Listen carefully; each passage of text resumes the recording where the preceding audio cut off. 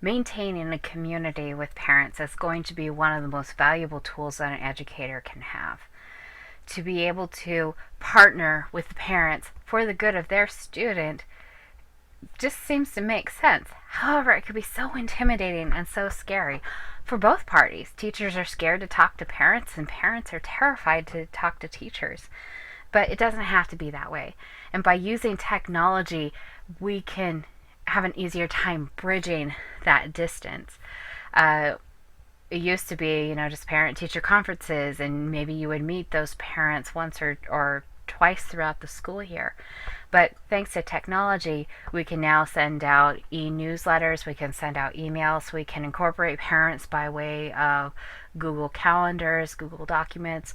I love the software of Edmodo because it works the same as a social networking site like Facebook or Google Plus, but you can restrict the privacy so much that parents can see their own students' work and only their students' work and still maintain privacy with the others. Parents get their own password, so again, you're partnering with them. They become part of the learning experience, and it's good. It really is good. I didn't understand the importance of this aspect until I became a parent myself.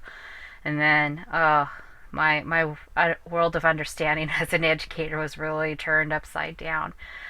Now I see the importance that it is to keep parents informed and involved in what's going on. Not only just informed, but giving them a hand, giving them a job to do in with it. And they're trusting you with their most precious of preciouses, and that truly needs to be respected. So, in maintaining a community with the parents, it's just again making yourself accessible. Just like with the learning environment, you establish rapport and trust with the students. You need to establish that rapport and trust with parents as well. Not coming across as a know it all. You need to do this, you need to do this, giving unsolicited advice. As a parent, that's an intimidating thing to do. So much of parenting, I've found, at least for myself, so much of parenting is just trying to avoid the judgment of others. It's hard being a parent.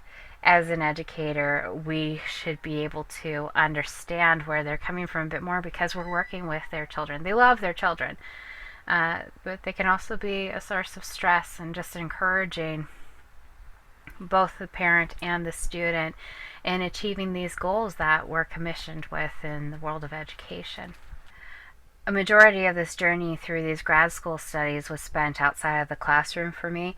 I did have opportunities to conduct field work in volunteer classrooms, and fortunately, at the beginning of this year, I was employed in an alternative education program for Alaska Native students. And using that experience, a lot of the work that I do is mostly proposals. And so for this artifact, for maintaining that parent community, I wanted to present a proposal for developing a technological plan. Uh, my classroom is unique that I will be experiencing this next school year. I will have the opportunity to actually develop the technology plan and the appropriate use policy. It wasn't already established before I started, but somebody has to take the horse by the reins, and I volunteered to do it. My proposal this year is to develop a structure for the students to develop good study habits by way of using technology and to incorporate the parents in that as well.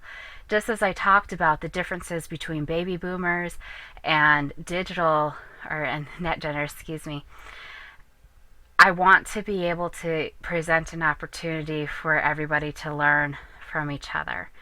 And the students may be able to use the technology, but the parents have the understanding of repercussions.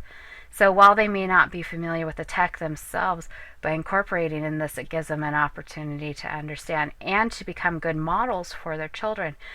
Because I could teach all day, but the parents are the real models because they live the life.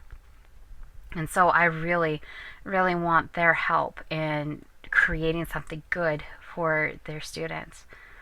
This technology plan proposal talks a lot of working hand in hand with the parents, determining what it is that they want and what habits they want to establish for their students.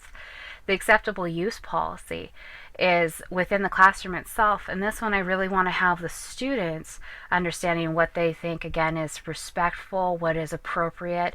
I want them to be able to use their handheld devices, their own personal devices, but I want them to use it correctly, and I'm sure their parents want them to use them correctly too. There's so many jokes, there's so many soapbox preachings about how kids are always on their electronic devices. They need to get up and look at the world. That's right. They do. But they also have a valuable tool at their fingertips that they could use for all sorts of things. So creating an acceptable use policy within the classroom will help develop those habits.